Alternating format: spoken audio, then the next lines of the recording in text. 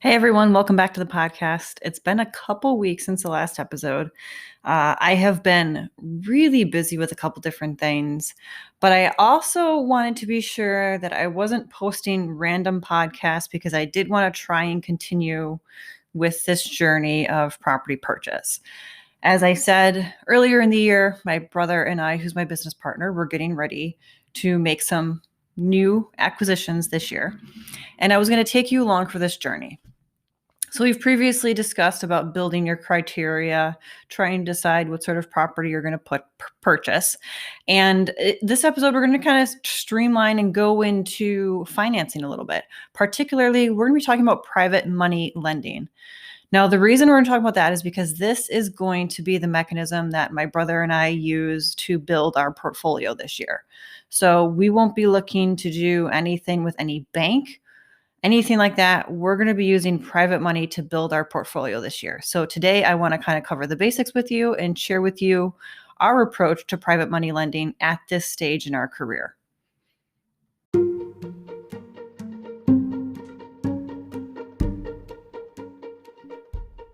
Building a real estate portfolio is as much about buying properties as being a de facto entrepreneur. I'm Karina Ufinger. I'm a multi-property investor, rental management company CEO, and also a landlord coach. I'm going to show you the systems and knowledge you need to thrive as a real estate entrepreneur. From your first property purchase to building a portfolio of passive income where you work less than 5 hours a week, you'll learn the essential information and skills to build a profitable portfolio and live the life you truly want. Whether you are well on your journey or just starting out, you're in the right place. Welcome to the Landlord Chick podcast.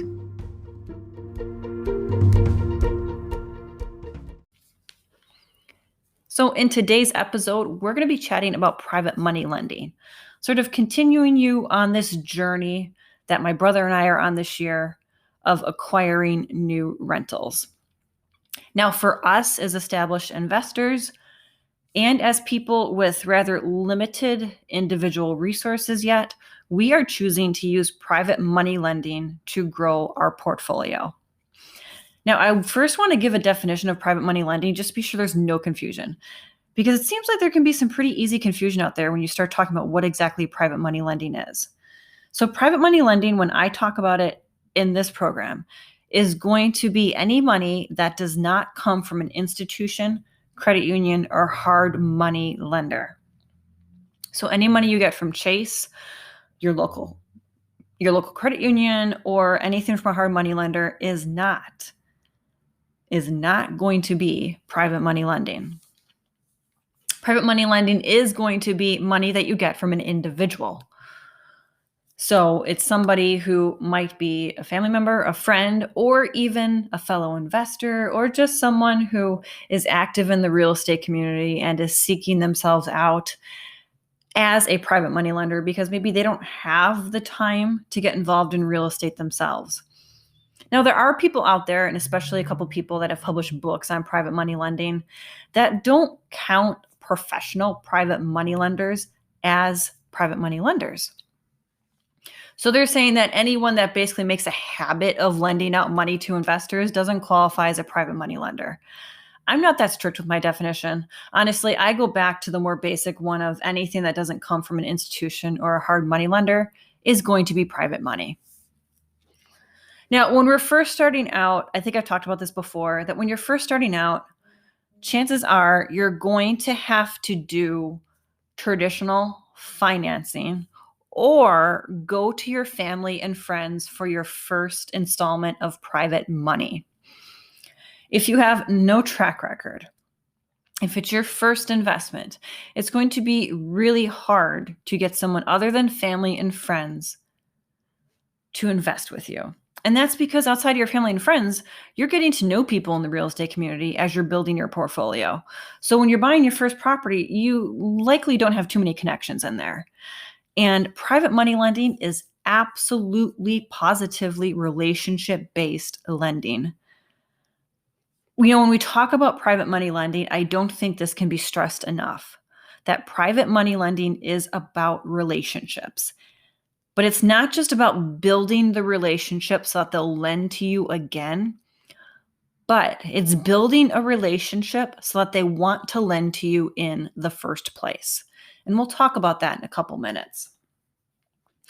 But going back to the idea that your first private money lenders are going to be your family and friends, it's absolutely fine for that to be the situation. That's the situation it was for my brother and I when we first started out a couple years ago. We were absolutely going to our friends and our limited family that was accessible for private money. Now, private money, you might not know who has the resources to help you. When you look at your circle of family and friends, you might think, well, I mean, yeah, Ashley and Darren, they're great friends of mine, but I'm pretty sure they're living paycheck to paycheck. Well, Ashley and Darren might not be. Ashley's a nurse. She likely has a 401k through the hospital. They can actually lend you money through the 401k. Or maybe they have equity in their home. Maybe the reason they've been working so hard is not necessarily to make ends meet, but they have this plan to get a lot of equity in their home or to pay it off early. Well, there you go. There's another mechanism that Ashley and Darren, your basic friends, have to help you. So don't necessarily judge a book by its cover when you're looking at your immediate family and friends. Don't necessarily make assumptions about their particular situation based on what you know. So you want to have conversations with these people. Hey, I'm getting started in real estate. I was wondering if maybe you wanted to kind of come in with me on a deal. That's a starter to a conversation. Obviously, it's not where it's going to end, because then you should start talking about the advantages of real estate and especially the advantages for them as the passive partner. And that's actually a really good topic to talk about right now, is when you are finding a private money lender, you want your private money lender to be a passive partner. Now, a passive partner is not someone who is kept in the dark. That would be cutting somebody out. A passive partner is someone who is still involved, but they recognize that there is someone else making the day-to-day operation decisions. So with a passive partner, your lender is going to be someone who is informed. They're getting financials. Maybe it's quarterly financials, monthly financials, whatever the situation may be. And maybe they're even being invited to tour the property a couple times a year. Maybe if you're going through a rehab, they're touring the rehab maybe 2 or 3 times before it's finished. So while they might be passive, they aren't being cut out. You're informing them. They're part of it. But there's always this knowledge between the two of you that when it comes to decision making, the decisions are on you. You are the person deciding what color the countertops are. You are the person deciding what the rents are going to be. Make it clear and make sure that your agreement with your private money lender is set up where they know that you are the person that is running the operations.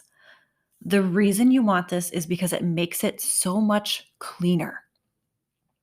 You certainly don't want to get started in a private money relationship and have all of these bumps and these frictions that start occurring between you and the private money lender, because then chances are by the time you get ready to have another property, they might not really be that interested in working with you. You kind of soured them on the whole idea of it.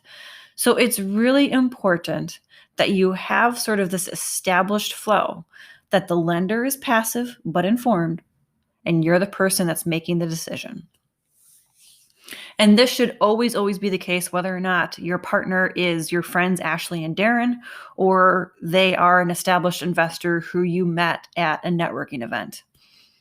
You, as the person finding the deals and bringing the deals to the table, should be the person making the decisions. If you get to any sort of arrangement other than a passive partner, then you're actually entering into the idea of a traditional partnership, which is an entirely different podcast. And really, it should be. And I really should schedule that podcast because it's a really important conversation to have. So getting back to private money lending and your family and friends.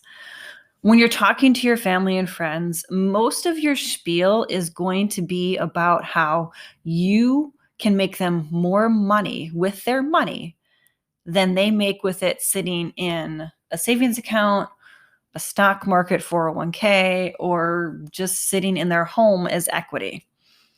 Remember, your sort of pitch to your private money lender is not only about how they're helping you, but about how you're helping them. You're helping them by giving them this massive opportunity to maybe earn 8%, 7%, 9%. I'm totally just spewing numbers here. But you're giving them an opportunity, and you're doing something that can help improve their lives as well. Now, one of the things I want to encourage you to do, and this is something that my brother and I did, regardless of where you are in setting up your career, whether you're just starting or you've established yourself, is I want you to create a presentation. And I guess I'm going to call this sort of your owner presentation packet. And in this packet, you're going to have 3 sections. The first section is going to be a personal introduction. You're just going to talk about yourself very briefly. They don't need your life story. They don't need to know that you grew up in Crabapple Tree, California, and that you went to school to be a teacher. They don't need to know that stuff. What they do want to know is just a general sense of what your life is. One of the best ways I can think to describe this is if you ever go to like a hospital or a medical clinic's website and you're looking at the doctors, there's always this like 2-3 paragraphs that's sort of like the doctor's bio. And they'll go over, of course, their schooling, where they went to, things like that. But then there's this other segment of it where it talks about how Dr. Jones likes to hike on the weekends with his 2 golden retrievers and his wife. So there's always this section that's about making it sort of personal. So you're going to have this very small section about yourself. If you are investing and you're married and your spouse is active in it, you should include a little bit about your spouse as well. And it's always great to have little personal tidbits in there. So for instance, in mine, I talk about not only am I an active investor, but I'm also active in the real estate community. I happen to be the chairman of the state association for landlords in my state.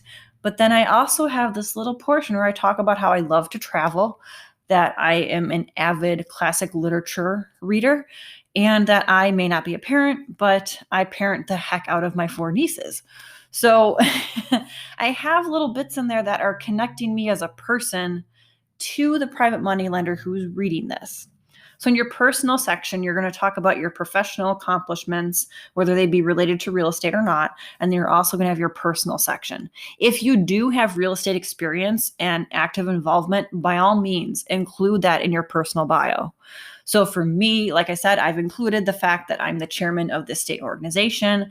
I've also included in there that I have this podcast. I've included in there that I've been active in the real estate community all my life. I'm a 4th generation investor. So I talk a lot about my experience and sort of my proximity experience to real estate. And then my brother on his bio, because he's not quite as actively involved day-to-day in real estate as I am, because he has a W-2 job, I've included in there that, you know, the aspects of his W-2 job and how it applies to the dream that we're building together. So there are ways to get an idea of what you should be telling the investor. And, you know, a good way to kind of determine it is this something that you would put on a resume, or is this something you would tell a friend? So that's a good way to think about how you should be filling out your personal section. Now, your personal section is going to be really no more than 1 page. My brother and I, our packet, ours is 1 page, and that's with 2 people on there. So definitely don't do more than 1 page. And it's best if they're like sort of shorter sentences and not necessarily like a full, big, long letter. You know, when I say a page, maybe half a page and then some fancy border graphics, because again, we're going to be creating this in sort of like a Canva or a publisher sort of program. So we've got the personal aspect down of the presentation packet. The next part of it is going to be what you've done thus far. Now, what you've done thus far, if you are an active investor, is kind of easy, because what you've done thus far is going to be the deals you've made and what you've done with those properties so far. So for my brother and I, we've talked about the 12 units that we own, 4 properties. We talk about how we've increased equity. We've talked about how we've done rent increases. We've talked about how we've streamlined day-to-day operations. And we've created plans for these properties. And during all of our time owning it, we've created X amount of equity. We've increased the cash flow by what percentage? 65%. I don't remember right now. But we have all of that in this what we've done section. Now, if we weren't active investors, what would we put in the what we've done section? Because, well, we haven't done anything. That's not true. See, even if you aren't an active investor, you've likely done things. You've likely been reading books, listening to podcasts. Maybe you're part of a mastermind group. That's the stuff that you would put in this section. Now, it might seem kind of weird that you're going to put on there, oh, well, I joined Bigger Pockets and I'm active on the forums and I've joined John Smith's mastermind group for real estate cash flow.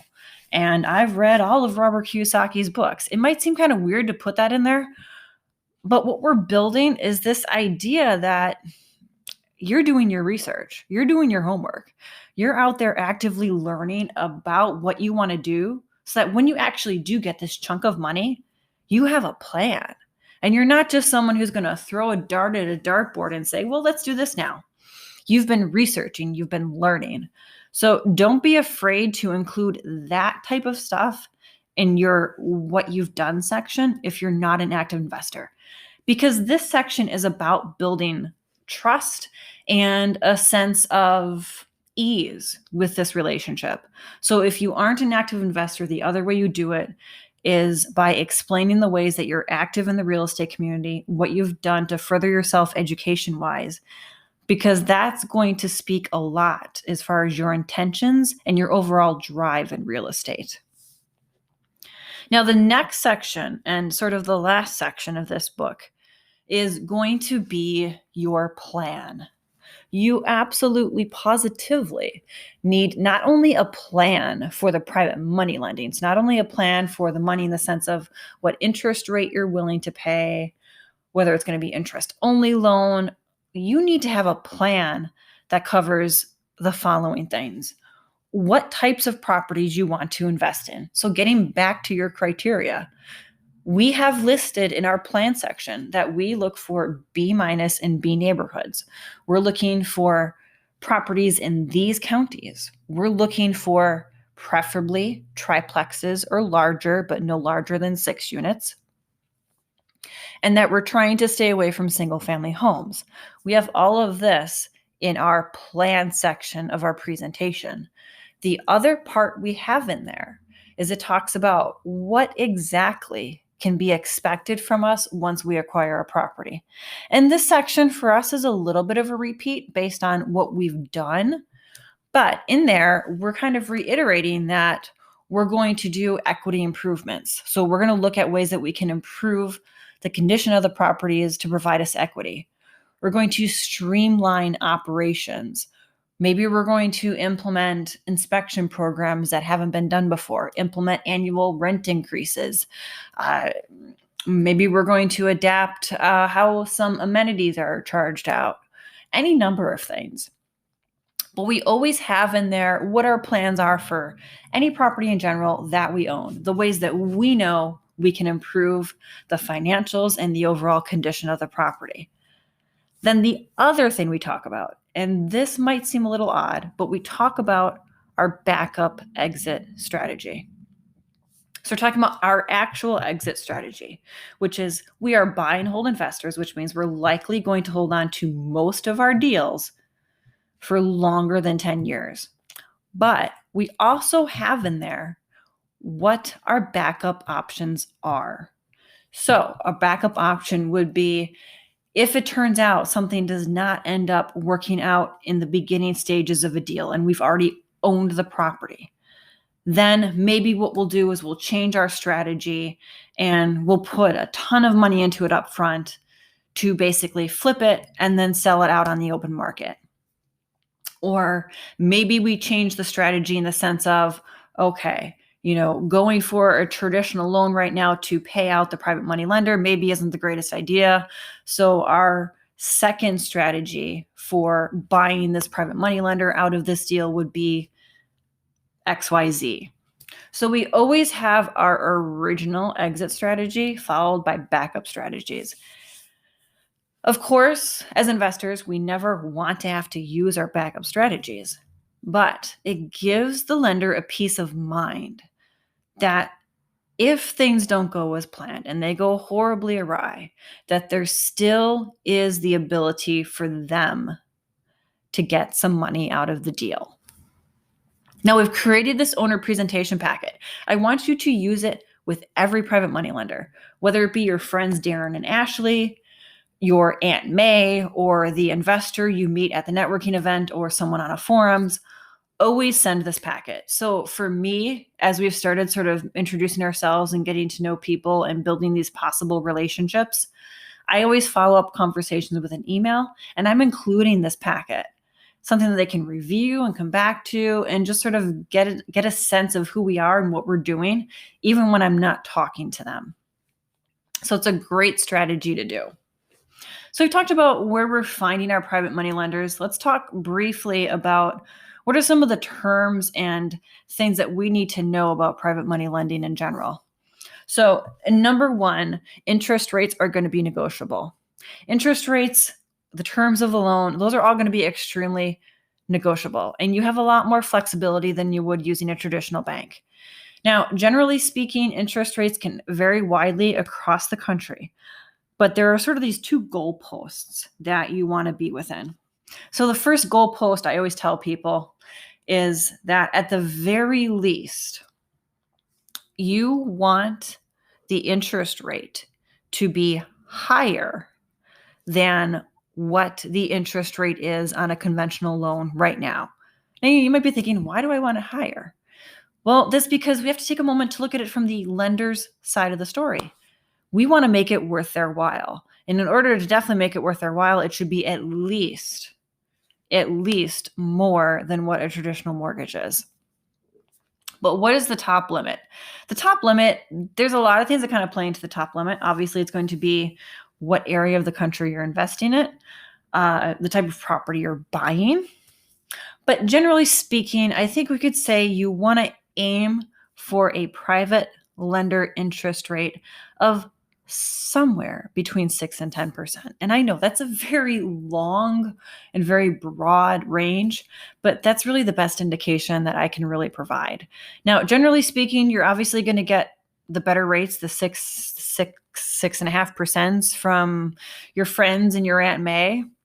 And then the higher ones will likely come from sort of bona fide investors, bona fide private money lenders. But you definitely want to be sure it makes sense for your financials. Now, when you're first building these relationships, you're not going to have a deal. And this seems a little odd. Some people don't understand why you try and find private money lenders before you have a deal. And this gets back to the idea that it's relationship-based lending. Because there aren't things like credit checks, background checks, income qualifications when it comes to private money lending, these private money lenders need other reassurances, and those reassurances come from building a relationship with you. So that's why I encourage you to start making these connections, having these conversations before you have a deal.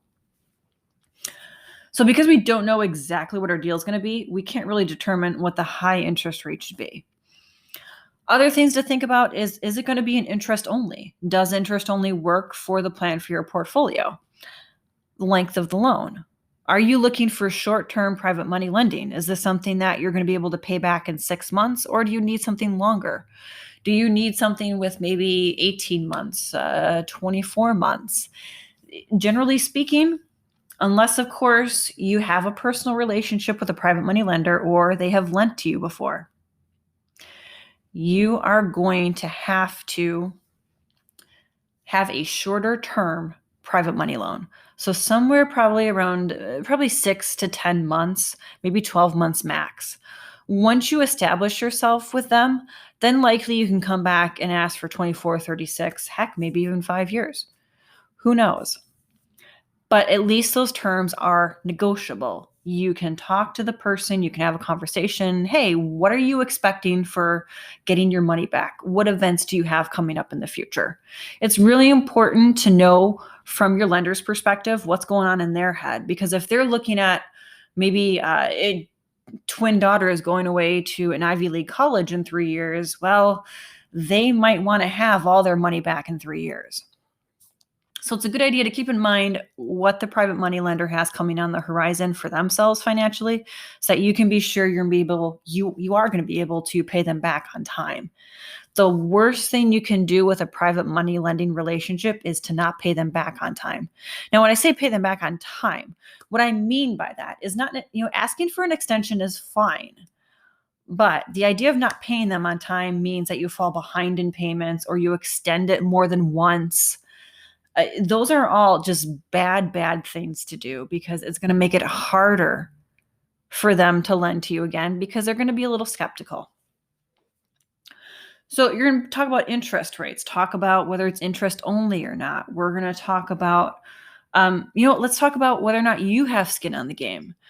It's perfectly feasible for you to possibly get a private money lender where you wouldn't have any skin in the game, but that's because you're going to be footing maybe repair expenses up front, or you're doing everything else. So there's the potential to possibly have no skin in the game. Normally, if that occurs, again, I hate saying this, but it usually occurs if you're an experienced investor, someone who's got a couple deals under their belt. It is possible to bring none of your own money to the table. It gets a little tricky when you don't have experience, but it's something that could likely happen.